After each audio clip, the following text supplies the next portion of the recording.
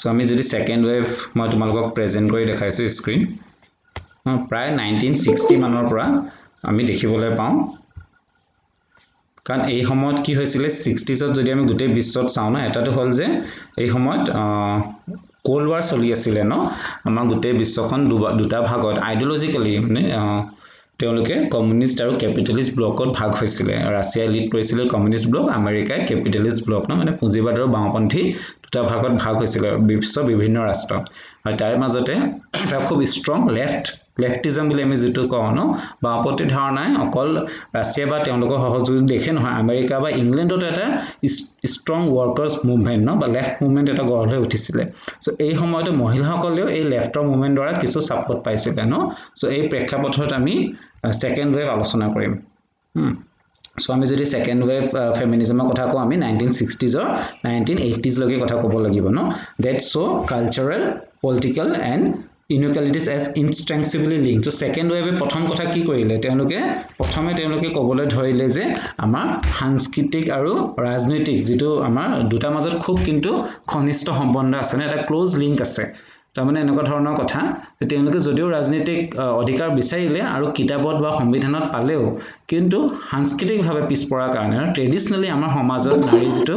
মৰ্যাদা সেই কাৰণে তেওঁলোকে আগবাঢ়ি আহিব পৰা নাই সো সেই সমস্যাটো যাতে সমাধান হয় তেওঁলোকে হেতু বিচাৰিছিলে বিশেষকৈ সেকেন্ড ওয়েভত সো সেকেন্ড ওয়েভৰ আমি কেগৰাকীমান লেখিকাৰ কথা উল্লেখ কৰিব লাগিব মই লাষ্ট ক্লাছতো আৰম্ভ কৰিছিলো প্ৰথম জনী আছিল বেটি ফ্ৰিডমেনৰ যিখন কিতাপ আছিল ফেমিনিন মিষ্টিক ন ফেমিনিন মিষ্টিক কিতাপত কি কেনেকুৱা ধৰণৰ তেওঁ কৈছিল যে এই মই যেটো কথা অলপ আগত কলো যে আমি অকল ৰাজনৈতিকভাৱে মুক্ত হলে নহব ন তেওঁলোকৰ কিছুমান সাংস্কৃতিক অধিকাৰ বা কিছুমান ৰেডিকেল চেঞ্জ হ'ব লাগিব সমাজত ন So সেইকাৰণে কোৱা হৈছে যে the feminine mystic became the voice for the discontent and disorientation women felt in being shunted into homemaking তাৰমানে তেওঁলোকে শিক্ষা সুবিধা যদিও পাইছিল শিক্ষিত হৈছিল কিন্তু চাকৰি ক্ষেত্ৰত তেওঁলোকৰ পজিশন খুব বেয়া মানে খুব কম চাকৰি ওলাইছিল মহিলাৰ কাৰণে বা দিবলৈ পুৰুষে ইচ্ছা কৰা নাছিল আৰু কলেজ গ্ৰেজুৱেট হোৱাৰ পিছতো তেওঁলোক ঘৰত হাউসৱাইফ নিচিনাকৈ থাকিব লগা হৈছিল আগৰ নিচিনাকৈ ন সো এইখিনি তেওঁ খুব ডিসকন্টেন্ট এটা হ'ল So in the book, Friedman explored the roots of the change in women roles from essential workforce during World War II to homebound housewife. মই অলপ আগত যে কৈছিলো যে World War সময়ত মহিলাসকল কিছু সংখ্যক ফ্ৰীডম এটা পাইছিলে তোমালোকে যদি পুৰণা ভিডিও চোৱা কিছুমান ভিডিও এভেইলেবল আছে ইউটিউবত ন দেখিবা মহিলাসকল কেনেকৈ বিভিন্ন কাৰখানাত ফ্যাক্টৰীত কাম কৰিবলৈ ওলাই গল ন বিভিন্ন পজিশন লৈছিলে কিন্তু পিছলৈ কি হ'ল যেতিয়া World War শেষ হৈ যোৱাৰ পিছত পুৰুষখিনি ঘৰলৈ উভতি আহিলে ন তাৰ পিছত আকৌ মহিলা এই আগৰ কামখিনিত ন নিজৰ ঘৰুৱা যেটো দায়িত্ব হেতু সম্ভালিব লগা হ'ল আৰু তেওঁলোকৰ ফ্ৰীডম টু সাম এক্সটেন্ট নাইকিয়া হৈ গল সো এইখিনি তেওঁলোকে যেহেতু এবাৰ ফ্ৰীডমৰ টেষ্টটো পালে ন আমাৰ স্বতন্ত্ৰতা বোলা বস্তুটো তেনেকুৱা না এবাৰ যদি আমি স্বাধীন হ'বলৈ পাওঁ আমি বাৰে বাৰে স্বাধীন হৈ থাকিবলৈ ইচ্ছা কৰিম সো এই ওমেন সকলে আকৌ এটা আন্দোলনৰ সৃষ্টি কৰিলে আৰু সেইকাৰণে এই সময়ৰ আন্দোলনত 1960s ৰ পৰা এটা নতুন শব্দ ফেমিনিষ্ট মুভমেন্টত আহি গল ন হেতু হ'ল women's liberation মানে হ'ল স্বতন্ত্ৰতা ন স্বতন্ত্ৰতা নিজকে মুক্ত কৰা কেনেকুৱা ধৰণৰ মুক্তি লাগিছিলে এইখিনি কথা আমি আলোচনা কৰিম so liberation has been associated অতি পুৰণা এটা শব্দ হয় ন যেটো মানে এই মুভমেন্টৰ লগত লাগি আছে বিশেষকৈ 1895 ৰ পৰা আছে আৰু সিমনি ডি বিভিয়ৰ কিছুমান কণ্ঠ আছিল ন দ্য সেকেন্ড সেক্স বুলি তেওঁ যিখন কিতাপ লিখিছিলে তাৰ ইংলিছ ট্ৰান্সলেচন হ'ল আৰু বিশেষকৈ এই গ্ৰন্থই এটা আন্দোলনৰ সৃষ্টি কৰিলে ওমেন ৰাইটছৰ ক্ষেত্ৰত সো আমেৰিকাই হওক ফ্ৰান্সে হওক ইংলেণ্ডে হওক ন তেওঁলোকে লিবাৰেশনৰ কথা বেছিকৈ গুৰুত্ব দিবলৈ মানে চেষ্টা কৰিছিল আৰু 1967 ৰ যেটো আমি American student for democratic society ইয়াৰ কথা উল্লেখ কৰিব লাগিব ন সো এই সোসাইটি বিশেষকৈ তেওঁলোকৰ কেলে স্থাপন কৰা হৈছিল যে এনেকুৱা ধৰণৰ টপিকক মানে তেওঁলোকে আলোচনা কৰিব লৈছিল ন তাৰ পিছত বিভিন্ন মেগাজিনে বিশেষকৈ আমি ওমেন লিবাৰেশন ফ্ৰণ্টৰ কথা ক'ব লাগিব ন যেটো ৰেম্পাৰ্ট মেগাজিনত এনেকুৱা ধৰণৰ লিখনি প্ৰকাশিত হৈছিল চিকাগোৰ কথা কোৱা হৈছে ন লগতে 1967-68 ত হোৱা voice of the women liberation মুভমেন্টৰ এটা মাৰ্চ হৈছিল মানে এটা ৰেলী ওলাইছিল তেওঁলোকে সো এনেকুৱা ধৰণৰ 60 67 68 69 এই সময়ছোৱাত কিন্তু আমেৰিকাত আৰু ইংলেণ্ডত ইংলিছ স্পিকিং ওয়াৰ্ল্ড বুলি কৈছো মই আৰু লগতে ফ্ৰান্স আৰু কানাডা নিচিনা দেশতো ওমেন লিবাৰেশনৰ কিন্তু বহুত গুৰুত্ব বা এটা আন্দোলন সৃষ্টি হৈছিল আৰু বহুত কাৰণ আছে কাৰণ এই সময়ত কি হৈছিল বহুত মহিলাই বিভিন্ন কলেজত তেওঁলোকে ডিগ্ৰী লাভ কৰিছিল ন বিশেষকৈ 50s ৰ পিছৰ পৰা আমি দেখিবলৈ পাইছো ফিমেল এনৰোলমেন্ট মানে মহিলাৰ যেটো সংখ্যা বিভিন্ন হায়াৰ এডুকেশ্যনত বৃদ্ধি পাইছিলে আৰু বিভিন্ন ইউনিভাৰ্সিটিত ওমেন ষ্টাডি চেণ্টাৰ স্থাপন কৰা হ'ল মই যেটো ক'লো সিমনি মানে ফ্ৰান্সৰ আছিলে ন ফ্ৰান্স ইউনিভাৰ্সিটি সো এনেকে বিভিন্ন দেশত তেওঁলোকে শৈক্ষিকভাৱে আৰু আৰ্থিকভাৱেও কিছু উন্নতি লাভ কৰিছিল আৰু যেতিয়া তেওঁলোকে এই সুবিধাখিনি পাইছিলে মুভমেন্টৰ কাৰণে আৰু বিভিন্ন ক্ষেত্ৰত অকল ৰাজনীতি বুলি নহয় সোশিয়োলজি হিষ্ট্ৰি লিটাৰেচাৰ সকলোতে আমি এটা চেঞ্জ দেখিবলৈ পাওঁ ন আৰু লগতে সেকেন্ড ৱেভত আৰু এটা কথা হৈছিল যে মাল্টিপল ফেমিনিজম বুলি কোৱা হৈছে to certain extent to some extent কি হল বিভিন্ন ধৰণৰ ফেমিনিজম বুলি ক'লে আমি অকল এটা ধাৰাই বুজিব নালাগে ন বিভিন্ন মহিলাৰ বিভিন্ন সমস্যা সো এই ধৰণৰ কিছুমান এই ৱেভৰ পৰা কিন্তু সৃষ্টি হ'বলৈ ধৰিলে যে মহিলাই নিজৰ সমস্যাখিনি গুৰুত্ব দিবলৈ ল'লে ন or different underlying feminist lenses due to diverse origins from which groups had coalesced and intersected এটা ধৰিলা ব্ল্যাক ফেমিনিজম বেলেগ হৈ গ'ল ন ভাৰতত যদি আমি চাও এটা যেটো মেইনষ্ট্ৰীম ফেমিনিজম আছে এটা লগত আমাৰ দলিত ফেমিনিজম মানে দলিত মহিলাসকলৰ বেলেগকে তেওঁলোকে সুবিধা বা কিছুমান ইস্যু উত্থাপন কৰে ন সো এই ধৰণৰ কথা সেকেন্ড ফেমিনিজমৰ পৰা ষ্টাৰ্ট হ'ল লগতে আমি বেল হুকছৰ কথা ক'ব লাগিব ন তেওঁ এজনী প্ৰমিনেন্ট ৰাইটাৰ আছে এই সময়ত আৰু তেওঁ যেটো ওমেন অফ দা কালাৰ বুলি কোৱা হয় ন তেওঁ এসেনশিয়ালি বিভিন্ন অকল হোৱাইট ওমেন নহয় বেলেগ ধৰণৰ ওমেনও এই ক্ষেত্ৰত লিখিবলৈ ধৰিছিল আৰু এটা কথা ইয়াত কোৱা হৈছে যে এই সময়ত আমি জানো ন বিশেষকৈ 70sত এটা নতুন কালচাৰ আমেৰিকাত আৰম্ভ হৈছিল হেতু হ'ল ৰক কালচাৰ তোমালোকে নাম শুনিছা চাগে ন জন লেনন বা তেনেকুৱা ধৰণৰ বিভিন্ন excuse me so মই কি কৈ আছো ৰক কালচাৰ এটা আৰম্ভ হ'ল আমেৰিকাত ন মিউজিকৰ ক্ষেত্ৰত বিশেষকৈ সো এটো খুব পপুলাৰ হৈছিল তো তেওঁলোকে কি কৰিছিল বিটলেছৰ কথা তোমালোকে কিমান দূৰ শুনিছা নাজানো বিটলছ আৰু বিভিন্ন গ্ৰুপ আছিল এই সময়ত ন আৰু এই সময়ত যেটো টেলিভিজন খুব পপুলাৰ হ'বলৈ আৰম্ভ কৰিছিল সো কিছুমান নতুন ধৰণৰ ইস্যু আমি সমাজত দেখিবলৈ পাওঁ আৰু বিশেষকৈ মিডিয়া ইন্ডাষ্ট্ৰি বা যেটো মিউজিক ইন্ডাষ্ট্ৰি আছিল ন তেওঁলোকে ওমেনক কেনেকৈ উত্থাপন কৰিছিল আমি জানো আমি আমেৰিকালৈ যাব নালাগে না আমি যদি ভাৰততে চাও আমি পুৰণা দিনলৈ ঘূৰি নগলেও আধুনিক কিছুমান গীত যদি তোমালোকে চোৱা ন খুবেই এটো পেট্ৰিয়াৰ্কি বা ওমেনক অপ্ৰেছ কৰা হয় বিলাক গানত ন তেনেকুৱা আমি ৰিসেন্টলি কিছুমান গান খুব পপুলাৰ হৈছিল ন তেনেকুৱা মুন্নি বদনাম হুই সো আমি এসেনশিয়ালি কি দেখিছো যে আমি ছোৱালী মানে এটা অপাৰেশন লগতে আমাৰ কিছুমান যেনেকুৱা ধৰিলা বহুত हो गई अच्छी बात आप करेंगे गंदी बात ন তো এনেকা দেখাইছে যে ওমেন এটা অবজেক্ট হয় ন তেওঁলোকৰ লগত আমি এনেকুৱা ধৰণৰ কথা পাতিলে তেওঁলোকে ভাল পায় সো এই ধৰণৰ কালচাৰ 70sত আমেৰিকাত আৰম্ভ হৈছিল যেটো মিউজিক্যাল এটা কালচাৰ ন ৰিভলিউশন বা টেলিভিজনৰ ৰিভলিউশন আৰু বিভিন্ন টেলিভিজনৰ ডিবেটৰ কথা আমি ইয়াত উল্লেখ কৰিব লাগিব ন তাত কিন্তু মহিলা খুব ভালদৰে প্ৰকাশ কৰা নাছিলে বা বিভিন্ন ধৰণৰ শোত মহিলাক মানে তেওঁলোকৰ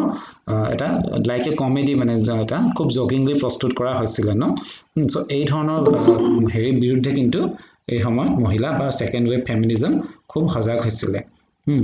তাৰ পিছত যদি আমি চাও ন এই সময়ৰ যেটো ফেমিনিষ্ট ৰাইটিংৰ কথা আমি যদি কওঁ মই ফেমিনিন মিষ্টিকৰ কথা ক'লো বা সেকেন্ড সেক্সৰ কথা ক'লো ন লগতে আমি কেট মিলিটৰ যেটো সেক্সুৱেল পলিটিক্স এটো খুব ইম্পৰ্টেন্ট বুক এখন হয় ন গ্ৰন্থ হয় কাৰণ ইয়াত সেক্স আৰু পলিটিক্সত তেওঁলোকে কম্বাইন কৰি দেখিছে আৰু কোৱা হৈছে যে সেক্স বস্তুটো অকল প্ৰাইভেট নিজৰ বেডৰুমৰ হয় বুলি চিন্তা কৰিলে নহব কাৰণ সেক্সৰ লগত হলে পলিটিক্স জড়িত হৈ আছে ন ওমেনৰ অধিকাৰে চোৱা ন সেক্সৰ ক্ষেত্ৰত ওমেনৰ কিমান অধিকাৰ আছে খুব কম বা এই সময়তো আৰু নাছিল 70s 60sত আৰু লগতে সদায় ওমেনক কি কৰা হয় যে তেওঁলোকক ঘৰৰ ভিতৰত যেটো ৰখা হয় ন সেক্সুৱেলি উইক বুলি বা তেওঁলোকৰ কামটো হয় ঘৰৰ ভিতৰত কাম কৰা সেইকাৰণে তেওঁলোকৰ পলিটিক্সৰ ৰিপ্ৰেজেন্টেশনটো খুবেই কম সো এই ধৰণৰ তেওঁলোকে এটা সেক্স ওয়াৰ সৃষ্টি কৰিব লাগে এনেকুৱা যেটো কথা মাৰ্কসে কৈছিল ন ক্লাছ ওয়াৰ ধনী আৰু দুখীয়াৰ মাজত হেব আৰু হেব নটৰ মাজত যেটো মানে সংঘৰ্ষ সৃষ্টি হ'ব এই ধৰণে এদিন গৈ আমাৰ পুৰুষ আৰু মহিলাৰ মাজত এটা সেক্স ওয়াৰ সৃষ্টি হ'ব আৰু অন্তত মহিলাৰ বিজয় হ'ব বুলি কিছুমানে মানে মাৰ্কসিস যেটো থিওলজি হেতু লৈ লিখিব লৈছিল আমি যেনেকা ফিমেল ইউনাকৰ কথা ক'ব লাগিব ন জাৰ্মান গ্ৰীনৰ বিলাক ৰেডিকেল ফেমিনিষ্ট আছিল তেওঁলোকে পুৰুষৰ অস্তিত্বটো একেবাৰে নাকচ কৰিছিল সো আমি তেওঁলোকৰ লগত একমত হওনে নহয় এটো নিজৰ কথা কিন্তু তেওঁলোকৰ যেটো ধাৰণা আমি হেতুই কৈছো ন তেনেকৈ আমি সিলা ৰবথমৰ women's liberation and new politics Juliet মিচেলৰ women's estate represent English perspective ন আৰু এই মিচেলে আৰ্গুড কৰিছিল যে the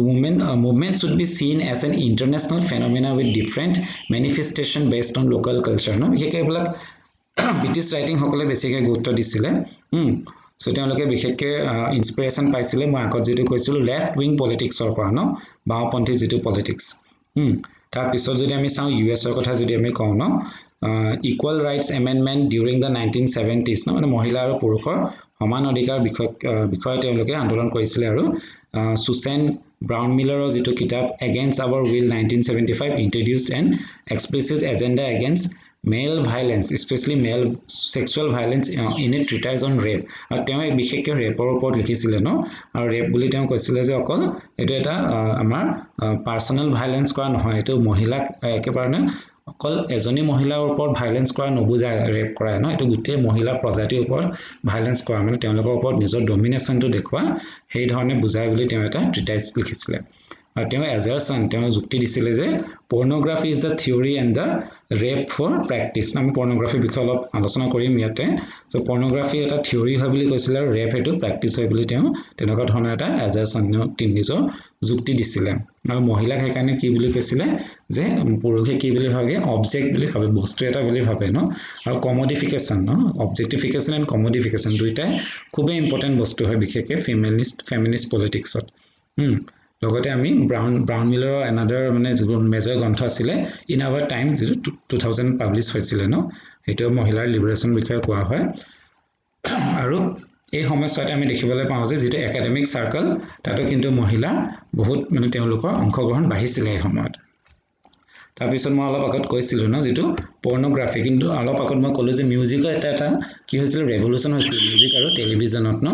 ঠিক একে ধৰণে আমি যদি চাওঁ যেটো আমি পৰ্নোগ্ৰাফি বুলি কওঁ না যেটো এডাল্ট কেটেগৰী কিছুমান সিনেমা থাকে এটো তোমালোকে যেহেতু আজিকালি ইন্টাৰনেট সবৰে হাতত আছে বা মোবাইল আছে ন এই শব্দটো তোমালোকৰ কাৰণে নতুন নহয় আমি এনে কমন পাৰ্লেন্সত ইয়াত আমি ব্লু ফিল্ম বুলিয়ে কওঁ কিন্তু পৰ্নোগ্ৰাফি মানে অকল ব্লু ফিল্মে নহয় এটো বিভিন্ন ধৰণৰ এডাল্ট মেগাজিন হ'ব পাৰে ন তেনেকুৱা ধৰণৰ ছবি থাকে তাত আৰু আজিকালি যেহেতু সিনেমাৰ প্ৰচলন বেছি সেইকাৰণে ব্লু ফিল্মে বেছিকৈ প্ৰচলিত আছে সো ইয়াৰ কি হয় ইয়াক লৈ কিনে এটা ডাঙৰ ডিবেট এটা সৃষ্টি হ'ল 1970sৰ অন্তৰ ফালে ন আৰু মহিলা বিশেষকৈ দুটা ভাগত ভাগ হৈ গ'ল এছাম মহিলাই ক'লে যে পৰ্নোগ্ৰাফি হ'ল একেবাৰে এইটো পেট্ৰিয়াৰ্কি সিস্টেম ন আমাৰ ওপৰত এটা ডাঙৰ ভায়োলেন্স হয় যেনেকুৱা সুচেন গ্ৰিফেনে হওক ন কেথৰিন মেককেনন হওক এন্ড্ৰিয়া ড্ৰকিন হওক তেওঁলোকে ক'লে যে এই পৰ্নোগ্ৰাফি আৰু প্ৰষ্টিটিউচনে কি কৰে মহিলাৰ পজিশনটো একেবাৰে বেয়া কৰিছে ন যেহেতু এই দুইটা আমাৰ হেৰিত প্ৰফেশনত মহিলাৰ কোনো অধিকাৰ নাথাকে আৰু পৰ্নোগ্ৰাফিটো আমি জানোৱে ন মহিলাক কি ধৰণে অত্যাচাৰ কৰা হয় আৰু এই অত্যাচাৰক মহিলাক প্লেজাৰ বুলি দেখুওৱা হয় ন যে মহিলা ভাল পাই আছে সো সেইখিনি কৰিলে কি হয় সেইকাৰণে অলপ আগত মই যেটো এটা লাইন কৈছিলো pornography is the theory and rape is the practice পৰ্নোগ্ৰাফিত আমাৰ থিওৰিটো শিকোৱা হয় তোমালোকে জানে আজিৰ দিনত সেইটো খুব এটা ডাঙৰ সমস্যা প্ৰায় আমি প্ৰতিদিনে পাই থাকো ন যে মহিলা ধৰ্ষণ হয় আৰু কিছু কেছতো আমি এনেকুৱা পাওঁ যে খুব সৰু ল'ৰা ছোৱালীয়ে ধৰ্ষণ কৰিছে ক্লাছ 10ত পঢ়ি থকা ল'ৰাই 9ত পঢ়ি থকা বা 8ত পঢ়ি থকা ছোৱালীক ধৰ্ষণ কৰিছে ন সেই মেইন কাৰণটো এটা বিভিন্ন থিওৰিষ্টসকলে ক'ব বিচাৰে ন সাইকোলজিষ্টসকলে কৈছে যে ইয়াৰ কাৰণটো হ'ল এই পৰ্নোগ্ৰাফি যেটো পৰ্নোগ্ৰাফি সৰু ল'ৰা ছোৱালীয়ে চায় তাৰপিছত তেওঁলোকে সেইটো সঁচা বুলি ভাবি লয় ন আৰু সেইটো কৰিব যাওঁতে এই ৰেপৰ সৃষ্টি হয় বা এইবিলাকৰ বৃদ্ধি হৈছে সেইটো এটা সাইকোলজিক্যাল কাৰণ বুলি বহুত থিওৰিষ্টসকলে ক'ব বিচাৰে সো এইখিনি ডিবেট আমাৰ 1970sৰ পৰা আৰম্ভ হৈছিল মহিলা আন্দোলন আৰু বহুতে ইয়াৰ প্ৰতিবাদ কৰিছিলে ন বিশেষকৈ সুচেন গ্ৰিফেন তেওঁলোকে সো ইয়াত কি কোৱা হৈছিলে যে আৰু এজনী লয়াৰ আছিলে মেককিকন তেওঁ কৈছিলে যে to be about to be raped is to be gender female in the process of going about life as usual মানে এগৰাকী মহিলাৰ কাৰণে ন ৰেপ হোৱাটো কোনো তেওঁলোকে এনেকুৱা ভাবি লোৱা মানে বাধ্য হৈছে যে এইটো কোনো ডাঙৰ কথা নহয় কাৰণ ৰেপ বুলি ক'লে আমি অকল এজন অচিনাকি মানুহৰ ৰেপৰ কথা ইয়াত হয়তো তেওঁ বুজোৱা নাছিলে ন যিকোনো ধৰণৰ সেক্সুৱেল এক্সপ্লইটেশ্যন হ'ব পাৰে ন আমি বাছত ট্ৰেভেল কৰি থাকোতে তেনেকুৱা সমস্যাৰ সন্মুখীন হ'ব লগা হয় যিকোনো আমাৰ জীৱনত কিছুমান চিনাকি মানুহৰ দ্বাৰা হ'ব লগা হয় ন ফেমিলিৰ ভিতৰত আমি জানো আজি তাৰিখত চাইল্ড এবিউজ সৰু কণ ল'ৰা ছোৱালীক এবিউজ কৰাৰ ঘটনা কিমান বাঢ়িছে বা আমি নিজৰ জীৱনতো ক'ৰবাত নহলে ক'ৰবাত প্ৰায় 99% মহিলা এটো সন্মুখীন হ'ব লগা হয় ন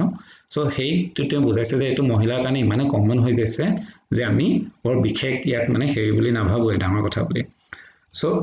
she explained sexual harassment by saying that doesn't mean that they এটো শব্দবিলাক কিছুমান টান শব্দ তেওঁ ব্যৱহাৰ কৰিছে আৰু তোমালোকে বেয়া নাপাবা কাৰণ মই জানো তোমালোকে এখিনি বুজি পোৱা এটো কনটেক্সটত মই ব্যৱহাৰ কৰিম সো তেওঁ কৈছে যে doesn't mean that they মানে যিবিলাক harassers হয় না exploiters হয় they all want to fuck us they just want to hurt us dominate us and control us and that is fucking us তো মানে খুব ডাঙৰ এটা ষ্টেটমেন্ট তেওঁ দিছে ন সো যিবিলাক molestator হয় এইবিলাক যে মানুহে যিবিলাক কৰে ন এক্সপ্লইট কৰে মহিলাক বা ৰেপ কৰে তেওঁলোকে অকল ৰেপ কৰিম বুলিহে ৰেপ কৰা নাই তেওঁলোকৰ আসল উদ্দেশ্যটো বেলেগ আসল উদ্দেশ্যটো হ'ল যে মহিলাক কেনেকৈ ডমিনেট কৰিব পাৰি কোনোবা মহিলা যদি বেছি ষ্ট্ৰং হয় দেখাব বিচাৰিছে এটো আমি প্ৰায় দেখুৱে আমি এসিড এটাকৰ এটা এক্সাম্পল ল'ব পাৰো ন এসিড এটাকৰ ঘটনা বহুত বাঢ়িছে সমাজত সো অনাৰ কিলিং হক এসিড কোনোবা ছোৱালীয়ে যদি বয়ফ্ৰেণ্ডক মানা কৰে ন এই এক্স বয়ফ্ৰেণ্ডে আহি তেওঁক অত্যাচাৰ কৰে এনেকুৱা খুব প্ৰায় আমি পাই থাকোঁ সো এই ধৰণৰ তেওঁ কিন্তু তেতিয়া এইখিনি কথা দেখাই দিছিলে so according to Paul B. Bart some people see radical feminism as the only movement that truly expresses the pain of being a woman in an unequal society মানে radical feminism to হ'ল যে য'ত আমি পুৰুষৰ মস্তিত্বটো একেবাৰে নাকচ কৰিছো ন so এই radical feminism to হেবলে মহিলা ওপৰত অত্যাচাৰৰ বিষয় কিন্তু তেওঁলোকে বেছি গুৰুত্ব দিছিলে বা বেছিকে ভালকে এক্সপ্ৰেছ কৰা সম্ভাৱনা এটা দৰ্শাইছিলে ন হেতু দেখুৱা হৈছে ইয়াত সো বিশেষকৈ আমি যদি সেকেন্ড ওয়েভ ফেমিনিজমৰ কথা কওঁ ন ইয়াত বেছিকে কিহৰ ওপৰত গুৰুত্ব দিয়া হ'ল মহিলা সেক্সুৱেল লিবাৰেশনৰ ওপৰত আৰু এটা কথা ইয়াত আৰম্ভ হৈছিলে হেতু হ'ল মহিলাৰ যেটো ৰিপ্ৰডাক্টিভ ৰাইটস মানে হ'ল যে মহিলাই কেতিয়া মা হ'ব বিচাৰে ন সো এটো থাৰ্ড ওয়েভতে কন্টিনিউ হ'ল কিন্তু এইখিনি কথা তাত কিন্তু বেছি গুৰুত্ব দিয়া হৈছিলে তাৰ পিছত যদি আমি থাৰ্ড ওয়েভৰ কথা কওঁ ন থাৰ্ড ওয়েভৰ যদি কথা কওঁ আমি it began in 1990s er kotha ami kobo lagibo no so 90s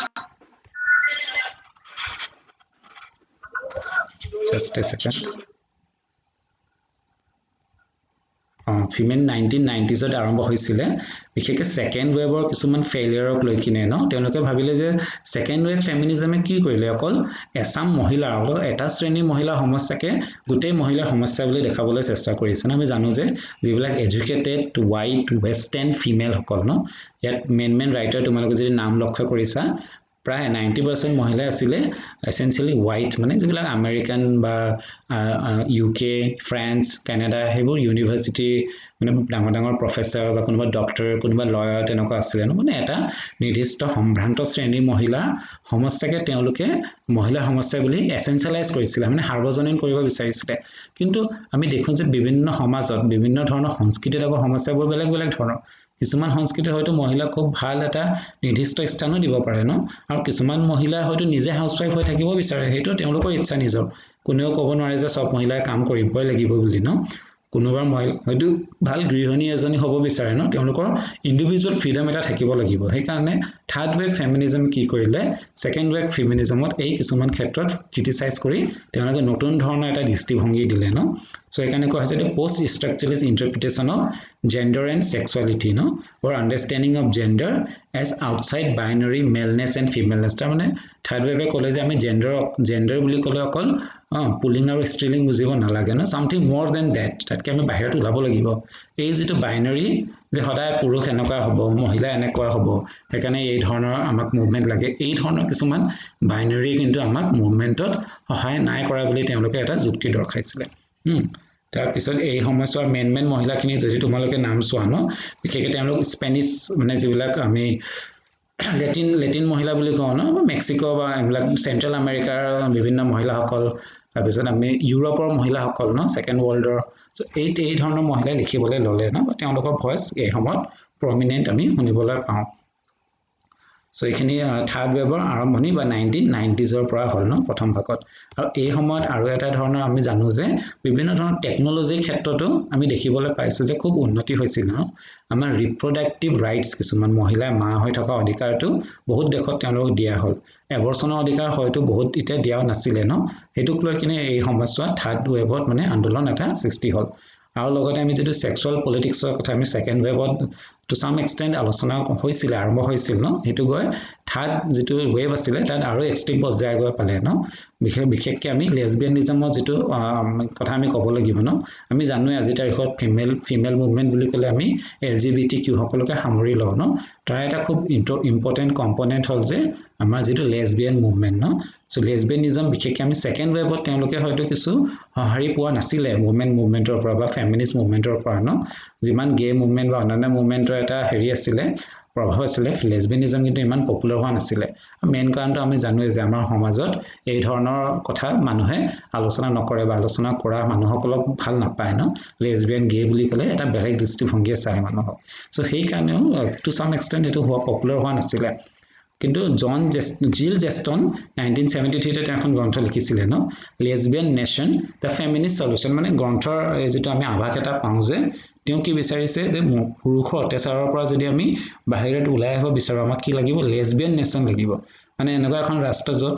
সকলো মানুহ লেছবিয়ান হক ন পুৰুষৰ কোনো তাত প্ৰয়োজন নাই সো সেইটো ফেমিনিষ্ট সলিউশন বুলি কোৱা হৈছে এইকাৰণে আৰু হেতু কোৱা হৈছে যে লেছবিয়ান সেপাৰেটিজম যেনেকুৱা বহুত দল সংগঠনে যে বেলেগ এখন ৰাষ্ট্ৰ বিচাৰে এই লেছবিয়ান সকলেও তেওঁলোকৰ কাৰণে এটা নিৰ্দিষ্ট ৰাষ্ট্ৰ বা বেলেগ এখন ৰাষ্ট্ৰ লাগে বুলি তেওঁলোকে এটা আন্দোলন কৰিব লাগে বুলি জিল জনষ্টনে 1973 কিতাপ এখনত লিখিছিলে সো এটো খুব একেবাৰে এক্সট্ৰিম ফৰ্ম আমি ভাল বা হেতু ক'বলৈ নাযাওঁ এটো আমাৰ ডিবেট নহয় বাস কি ধৰণে কৈছিল হেতু আমি চাব লাগিব ন আৰু এটা কথা মই যেটো অলপ আগত উল্লেখ কৰিছিলো হেতু হল ৰিপ্ৰডাক্টিভ ৰাইটস ন তেওঁ মা হোৱা বা নোহোৱা অধিকাৰটো হেতুক লৈ কিন্তু বহুত বিতৰ্ক চলি আছে কাৰণ হেতু এটা ধাৰ্মিক বহুত এটো ধাৰ্মিক এংগলেৰে চাব বিচাৰে ন ইছলামে হওক খ্ৰীষ্টানে হওক হিন্দুৱে হওক ন সকলো ধৰ্মতে কোৱা হয় যে মানুহৰ জীৱন হল ভগৱানে দিয়া এটা উপহাৰ ন it's a gift of God বুলি কোৱা হয় আৰু এই গিফটক মাৰি পেলোৱা অধিকাৰ আমাৰ নাই বুলি কোৱা হৈছে কিন্তু কথা হল যে আজি তাৰিখত সকলো মহিলাই এই দায়িত্ব হয়তো লব নিবিচাৰিব পাৰে ন বা কেতিয়াবা কি হয় আমাৰ আনপ্লান প্ৰেগনেন্সি হৈ যাব পাৰে ন আমি জানো আজি তাৰিখত বহুত মহিলা এটো এটা সোশ্যাল প্ৰবলেম হয় মই হয়তো আজি ডিবেট তাৰ ওপৰত কৰিব নোৱাৰিম আমাৰ ইমান সময় নাই কিন্তু আমি জানো বিয়াৰ আগতে বহুত প্ৰেগনেন্ট হৈ যায় ন বিশেষকৈ ওয়েস্টাৰ্ণ কান্ট্ৰিজ বিলাকত কি হৈছে টিনেজ প্ৰেগনেন্সি 15 বছৰ 16 বছৰতে ছোৱালী প্ৰেগনেন্ট হোৱাটো ডাঙৰ এটা সমস্যা হৈছে ভাৰততো হয় খুব বিয়া পাতিলে কম বয়সত বিয়া হয় তাৰ পিছত মানে সোনকালে প্ৰেগনেন্ট হৈ যাব পাৰে ন এটা মাক হ'ব নিবিচাৰিব পাৰে বা বিভিন্ন ৰেপৰ প্ৰবলেমতো এটো হয় সো এই সমস্যাত কি কৰিব এগৰাকী মহিলাই তেতিয়া গিফট অফ গড বুলি আমি তেনেকে দিয়াটো উচিত হ'ব জানো সো এই ডিবেট আমাৰ ফিমেল মুভমেন্টৰ ফাৰ্স্ট লেভেলৰ পৰা চলি আছিল কিন্তু থাৰ্ড ৱে পাওঁতে খুব এক্সট্ৰিম লেভেল এটা পালে ন আৰু তেওঁলোকে চৰকাৰৰ খুব মানে প্ৰেছাৰ এটা কৰিলে যে আমাক এখিনি অধিকাৰ দিব লাগে যে আমি নিজৰ ইচ্ছা মতে যাতে সন্তান জন্ম দিও বা নিদিও আৰু বিশেষকৈ এবৰ্চনৰ কথা যেটো মই ক'লো ন right to access to abortion আজি তাৰিখতো আমেৰিকা নিচিনা বিকশিত দেশত এটো ডাঙৰ এটা ইস্যু হয় এতিয়াও তেওঁলোকে কিন্তু ফ্ৰী এবৰ্চন ইমান সহজে এবৰ্চন কৰাব নোৱাৰে সো এই সমস্যাত এখিনি কথা হৈছিল লগতে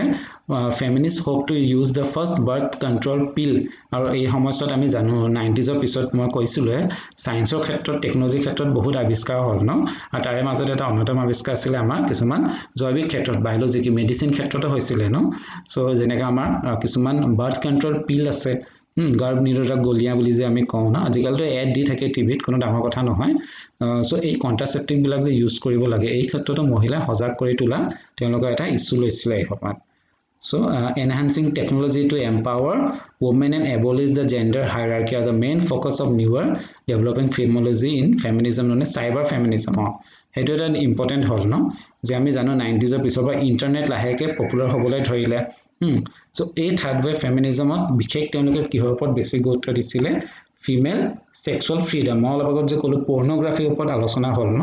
এছাম মহিলাই যদিও ইয়াৰ বিৰোধিতা কৰিছিলে কিছুমান মহিলাই ক'লে যে নহয় পৰ্নোগ্ৰাফি আৰু প্ৰস্টিটিউশন একচুয়ালি মহিলাৰ নিজৰ ইচ্ছা ন কোনোবা মহিলাই যদি হেতু ভাল পায় কোনোবা মহিলা যদি সাৰ্ভিস হিচাপে দিব বিচাৰে ন জাস্ট যেনেকুৱা ডক্টৰ এজনে পইচা দিলে নিজৰ সাৰ্ভিস দিয়ে বা লয়াৰ এজনে সাৰ্ভিস দিয়ে তেনেকৈ এগৰাকী সুস্থ বয়সস্থ মহিলা এডাল্ট মহিলা হ'ব লাগিব অৱশ্যে সৰু নহয় এটা বিশেষ বয়সৰ পিছত যদি সাৰ্ভিস হিচাপে দিয়া হয় প্ৰস্টিটিউশনটো কোনো বেয়া কথা নহয় বুলি কোৱা হৈছে আৰু আমি জানো যে কিছুমান দেশৰ প্ৰস্টিটিউশনটো ইলিগেল নহয় যেনেকৈ আমাৰ নিডাৰল্যান্ড হওক ন তাত যেনেকৈ আমি দোকানত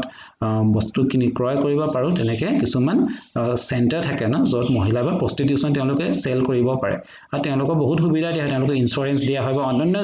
যি মানে বেলেগ যেটো চাকৰিত যি ধৰণৰ সুবিধা থাকে প্ৰস্টিটিউশনতো একে ধৰণে তেওঁলোকক সুবিধা দিয়া হয় আৰু সমাজৰ কোনো বেয়া দৃষ্টিৰে নাচায় ন অৱশ্যে এইটো বেলেগ এটা ডিবেট আজি আমি হেতু ডিবেটলৈ নাযাওঁ তাত পজিটিভ নেগেটিভ দুইটা এসপেক্ট আছে কিন্তু এছাম মহিলা হেতুৱে ক'লে যে প্ৰস্টিটিউশনে হওক বা পৰ্নোগ্ৰাফি বনোৱাই হওক মহিলা যদি সন্মতি আছে তেতিয়া কিন্তু আমি হেতু বেয়া বুলি ক'ব নোৱাৰো বা আমি অপোজ কৰিব নালাগে বুলি কৈছে সেইকাৰণে মই কৈছো এই শব্দটো ফিমেল সেক্সুৱেল লিবাৰেশন বা ফ্ৰীডম হেতু খুব ইম্পৰ্টেন্ট আছিল থাৰ্ড ৱেপত সেইকাৰণে বহুত মহিলাই মানে ক'ব বিচাৰিলে যে যদি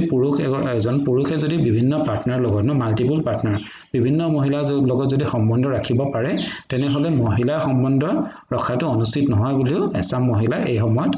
যুক্তি দিছিলে তাৰ পিছত একে সময়তে আমাৰ আৰু এটা ধৰণৰ ফেমিনিজম আমি দেখিবলৈ পাওঁ এটো হল গ্লোবাল ফেমিনিজম মানে হল যে গোটেই বিশ্বত কিছুমান সংগঠনে বিশেষকৈ আমাৰ যেটো যুক্তৰাষ্ট্ৰ ইউনাইটেড নেশ্যনৰ সাপোৰ্টত বিভিন্ন ধৰণৰ কনফাৰেন্স পতা হল সেমিনাৰ হল গোটেই বিশ্বত নাৰীবাদী আন্দোলনক পপুলাৰ কৰা কিছুমান পদক্ষেপ লোৱা হল তাৰে মাজত আমি কিছুমান ইম্পৰ্টেন্ট পদক্ষেপৰ কথা আমি জানো এই UNDR united universal declaration of human ৰাইটছত পুৰুষ মহিলা দুয়োটাকে সমান অধিকাৰ দিয়া হৈছে তাৰ পিছত 1975 ৰ পৰা 1985 লৈকে এই যেটো 10 বছৰ সময়ছোৱা ডিকেড অফ দা ওমেন বুলি ওমেনৰ মানে ডিকেড বুলি তেওঁলোকে এটা নামকৰণ কৰা হৈছিল মানে এই সময়তে বিভিন্ন মহিলাৰ ফ্ৰেন্ডলি ওমেন ফ্ৰেন্ডলি কিছুমান পদক্ষেপ লোৱা হল আৰু তাৰ পিছত কোপেনহেগেন নাইৰোবি তাৰ পিছত বেজিং 2005 ত তেনেকুৱা বিভিন্ন ঠাইত মহিলাৰ ইছ্যুক লৈ কিনে ডাঙৰ ইন্টাৰনেশ্যনেল কনফাৰেন্স পতা হয় সো এই সময়ত আমি দেখিবলৈ পাওঁ যে মহিলা শিক্ষিত হৈছিল খুব আৰু লগতে কালচাৰেল সেক্টৰতে তেওঁলোক আগবাঢ়ি আহিছিল সেইকাৰণে বহুত সহায় সহযোগিতা তেওঁলোকে পালে তাৰ পিছত আমি অন্তিমৰ যেটো এতিয়া চলি থকা বুলি কোৱা হৈছে সেইটো হল ফৰ্থ ৱেভ এটা ৰিসেন্ট হয় বহুতে 2008 বুলি ক'ব বিচাৰে বহুতে 2012 ৰ পিছত বুলি ক'ব বিচাৰে সো এই সময়ছোৱাটো আমি মহিলা দেখিবলৈ পাওঁ মহিলা আন্দোলন আৰু এখন কিতাপৰ কথা কোৱা হৈছে কিৰা কোহেনৰ all the rebel women the rise of fourth wave feminism rebel মানে বুজা নহয় বিপ্লবী মহিলাসকলৰ কথা কোৱা হৈছে যিসকলে বিদ্ৰোহ কৰিব পাৰে rebel বুলি কোৱা হয় সো এখানে কোৱা আছে rise of family এই সময়ছোৱাত মানে revolution মানে যে rebellion বিপ্লৱক বেছি গুৰুত্ব দিছে কেনেকুৱা ধৰণৰ বিপ্লৱ এটো কোনোবা ভাইলেন্ট বিপ্লৱ নহয় হিংসাত্মক বিপ্লৱ নহয় ইয়াতে এটা ধৰণৰ কি বুলি কোৱা হয় it is a movement that combines politics psychology and spirituality in overarching vision of change সকলো ধৰণৰ এটা মিক্স হ'ব লাগিব এতিয়া politics psychology আৰু spirituality সো ইয়াতে বিভিন্ন ধৰণৰ কিতাপৰ কথা বা মুভমেন্ট কি ধৰণে আৰম্ভ হ'ল এটো কোৱা হৈছে আৰু ইয়াতে এটা বস্তু খুব ইম্পৰ্টেন্ট ফৰ্থ ৱেভ ফেমিনিজমত হেতু হ'ল সোশ্যাল মিডিয়া বিশেষকৈ আমি জানো 2000 মানৰ পৰা খুব পপুলাৰ হ'বলৈ ধৰিলে ইনষ্টাই হওক বা বিশেষকৈ WhatsApp হওক Facebook হওক অৰ্কুট আছিলে এটা সময়ত সো তেওঁলোকে কি কৰিলে কিছুমান আন্দোলন সৃষ্টি কৰিলে যিসকল কাম কৰা মহিলা অফিসত কাম কৰা মহিলা আছিল তেওঁলোকে বিচাৰিছিলে যে অফিসত এনেকুৱা ঠাই হওক দিয়া হওক সুবিধা দিয়া হওক যত তেওঁলোকে নিজৰ সন্তানক লৈ যাব পাৰে অফিস টাইমত ৰাখিবলৈ বা ব্ৰেষ্ট ফিডিংৰ কাৰণে সো তেওঁলোকে যেটো কোনো সুবিধা পোৱা নাছিলে আৰু কামো কৰিব লাগে আৰু সেইকাৰণে বহুত মহিলা কি হয় প্ৰেগনেন্ট হোৱাৰ পিছত চাকৰি এৰি দিব লগা হৈছিল বা এৰি দিবলৈ বাধ্য কৰা হৈছিল সো এই ধৰণৰ এক্সপ্লইটেশনৰ বিৰুদ্ধে ডিসক্ৰিমিনেশনৰ বিৰুদ্ধে কিন্তু এই সময়ত মহিলাসকলে আন্দোলন সৃষ্টি কৰিবলৈ লৈছিল সো এইটো আমি ফৰ্থ ৱেভৰ প্ৰায় দেখিবলৈ পাওঁ কিছুমান মুভমেন্ট যেনেকুৱা take our daughters to work days মানে সপ্তাহৰ এদিন নিৰ্দিষ্ট দিনত আমি নিজৰ সন্তানক লৈ যাব পাৰো কামৰ ক্ষেত্ৰলৈ fourth wave in turn has inspired or associated with the DOLA project for children services মই ক'লোৱে ল'ৰা-ছোৱালীৰ ক্ষেত্ৰত post abortion talk lines pursuit of reproductive justice plus size fashion হেতু এটা ইম্পৰ্টেন্ট হয় প্লাস সাইজ মানে কি আমাৰ সমাজত কি হয় আমি এটা নিৰ্দিষ্ট ধৰণৰ বিউটিকে বিউটিফুল বুলি কওঁ বগা হ'ব লাগিব হাইট থাকিব লাগিব স্লিম ফিগাৰ হ'ব লাগিব হেতুকে আমি বিউটি মানে ধুনিয়া বুলি বুজো কিন্তু ফটোৰ পৰা দেখিবলৈ পাওঁ যে হেতু নহয় মানুহ যেনেকুৱা নহওক তেনেকুৱাই ধুনিয়া নিজৰ ইচ্ছামতে থাকিব পাৰে কোনোবা যদি হকত হয় হেতু ধুনিয়া ক্ষীণ হোৱাও ধুনিয়া আফ্ৰিকাৰ যিবিলাক ওমেন আমি জানো তেওঁলোক ব্ল্যাক কমপ্লেক্সন কালাৰটো ব্ল্যাক হয় হেতুও ধুনিয়া হ'ব পাৰে সো এই প্লাস সাইজ ফেশ্বন হ'ল মানে প্লাস সাইজ হ'ব লাগে support for transgender rights male feminism sex work acceptance মই যেটো অলপ আগত ক'লোৱে বিভিন্ন ক্ষেত্ৰত মহিলাসকলক মানে তেওঁলোকৰ acceptance-টো দিবলৈ আৰম্ভ কৰিলে যে এনেকুৱা হলে মহিলা মই যেটো ক'লো নিউজিলেণ্ডৰ এক্সাম্পল prostitution legalize কৰি দিয়া হ'ল তাৰমানে মহিলা সাৰ্ভিস হিচাপে দিব পাৰে এটো কোনো বেয়া বস্তু নহয় এটা সময়লৈকে আমি জানো বিদেশত কি হয় হায়াৰ এডুকেশ্যনৰ খৰচ বহুত বেছি হয় তোমালোকে যদি কেতিয়াবা তেনেকুৱা ক'বাত চোৱা নেটত বা বাহিৰলৈ যোৱা সুবিধাও পোৱা তোমালোকে দেখিবা যে স্কুল টিউশন ফি বুলি কয় যেটো আমাৰ ইয়াত কলেজ বা আমি এডমিশন ফিজ বুলি কওঁ বহুত হাই হয় হেতু সবে নোৱাৰে আৰু তাত জানো যে আমি ফ্যামিলি সাপোৰ্টও খুব কম থাকে এটা সময়ৰ পিছত মাক দেউতাকে ইমান সাপোৰ্ট কৰিব নোৱাৰে বা নকৰে হেতু সিহঁতৰ কালচাৰ এটা সো তেওঁলোকে নিজৰ ইনকামৰ কাৰণে কি কৰিব এতিয়া সো বহুত ছোৱালীয়ে তেনেকুৱা আৰু আজিকালি ল'ৰাও হৈছে মেল প্ৰস্টিটিউচন এটা হৈছে আজিকালি সো ল'ৰা ছোৱালীয়ে কি কৰে প্ৰস্টিটিউচনে হওক বা সেক্স ৱৰ্ক বুলি কওঁ prostitution is not a very good word ন সো এই সেক্স ৱৰ্ক আৰম্ভ কৰে ন সো এই তেনেকুৱা ধৰণৰ কনসেপ্ট তাত আহিছে আমি যেটো এস্কৰ্ট বুলি কওঁ মানে ভাল ভাল শব্দ ইউজ কৰে সো তেওঁলোকে এই ধৰণে কিছু ইনকাম কৰি নিজৰ খৰচ চলাব লগা হয় সো এইখিনি যাতে সমাজে বেয়া দৃষ্টিৰে নাচায় ন সেইখিনি কথা ফৰ্থ ৱেভত আহি গ'ল সো তাৰ পিছত আমি কি কলো সাপোৰ্ট তেনেকুৱা ধৰণৰ সাপোৰ্টেন্স ডেভেলপিং মিডিয়া খুব ইম্পৰ্টেন্ট হয় ন মই অলপ আগত যে তোমাক এক্সাম্পল দিছিলো তোমালোকে যদি হোৰ্ডিং চোৱা বা সিনেমাৰ ট্ৰেইলাৰবোৰ মানে সিনেমা চোৱা ন কি দেখাব সদায় মহিলাক এনেকুৱা ধৰণে কৰা হয় ন যে তেওঁলোকৰ কাপোৰ অলপ চুটিকে দেখাব অলপ ক্লিভেজ ওলাই থাকে ন যাতে পুৰুষে ভাল পায় বেছিকে চলে সিনেমাখন বহুত সিনেমা তেনেকুৱা কৰা হৈছে না এটা পপুলাৰ স্লোগান হৈ গৈছে সিনেমা যে সেক্স সেলস আমি যদি কিছুমান দৃশ্য তেনেকুৱা দেখাই দিও অলপ যত সেক্সুয়ালি মানে হাইপাৰ দৃশ্য যদি দেখাও আমাৰ সিনেমা বা যিকোনো ওয়েব সিৰিজে হওক হেতু ভালকে চলে সো এই ধৰণৰ ধাৰণা কিন্তু তেওঁলোকে প্ৰতিবাদ কৰিছিল আৰু বহুত কেম্পেইন কৰিছে তাৰ পিছত আমি ফৰ্থ ৱেভৰ কথা আমি যদি কৈ আছিলো ন তাত কি হৈছিল বিশেষকৈ ষ্ট্ৰীট হ্যাৰাসমেন্ট আমি আজি তাৰিখত দেখিবলৈ পাওঁ কাৰণ মহিলাসকল আগত কি আছিল ঘৰত সোমাই আছিল তেতিয়া হেবোৰ প্ৰবলেম নাছিল বহুত মানুহে কয় যে আগত ৰেপ কেলে হোৱা নাছিল বা হ্যাৰাসমেন্ট কিয় নাছিল আগতে মহিলাক বাহিৰত ওলোৱা সুযোগে দিয়া হোৱা নাছিল ন মহিলা ৰাতি ৰাতিলৈকে আজি তাৰিখত কাম কৰিব লগা হয় আৰু দূৰলৈ যাব লগা হয় ঘৰৰ পৰা সেই কাৰণে হ্যাৰাসমেন্টৰ কেছবোৰ আমাৰ পুদুলিতে হয় ন তেনেকুৱা ধৰণৰ ৰেপ নহলে হ্যাৰাসমেন্ট হোৱা বা যেটো আমাৰ বাছত পাব্লিক ট্ৰান্সপৰ্টত ঘটনাবোৰ হৈ থাকে সো অনলাইন নিশ্চয়কৈ বহুত ডাঙৰ কথা ন অনলাইনত আজি তাৰিখত প্ৰায় বহুত মহিলা বেছি মহিলা হেতু সাইবাৰ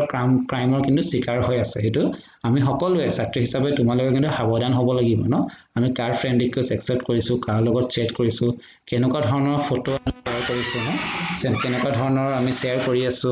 সো এই ধৰণৰ ক্ষেত্ৰত আমি প্ৰায় দেখিবলৈ পাওঁ যে মহিলাসকলক খুব মানে ব্ল্যাকমেইলিং এটা কৰা হয় সো এই প্ৰবলেমৰ কাৰণে কিন্তু ফৰ্থ ৱেভত বিশেষ তেওঁলোকে নজৰ দিয়া হৈছে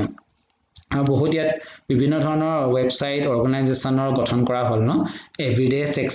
সেক্সিজম প্ৰজেক্ট ইউকে ফেমিনিস্টা ৰিক্লেম দা নাইট 1 বিলিয়ন ৰাইজিং তোমালোকে এইবোৰ নেটত চাব পাৰা ন ডিটেইলছ যদি লাগে তোমালোকক where the let's max protest where many of the leaders are in their teens and খুব কম বয়সৰ ল'ৰা বা ছোৱালী এইবোৰ প্ৰটেষ্ট আৰম্ভ কৰিছে তাৰ পিছত 2014 ত বেটি ডটছনৰ মানে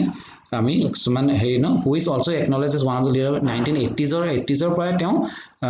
হেৰি কৰি আছিল লিখি আছিল এই ক্ষেত্ৰত ন আৰু বিশেষকৈ ফৰ্থ ৱেভ ফেমিনিজমত কিন্তু তেওঁৰ লিখনিখিনি বহুতক অনুপ্ৰেৰণা যোগালে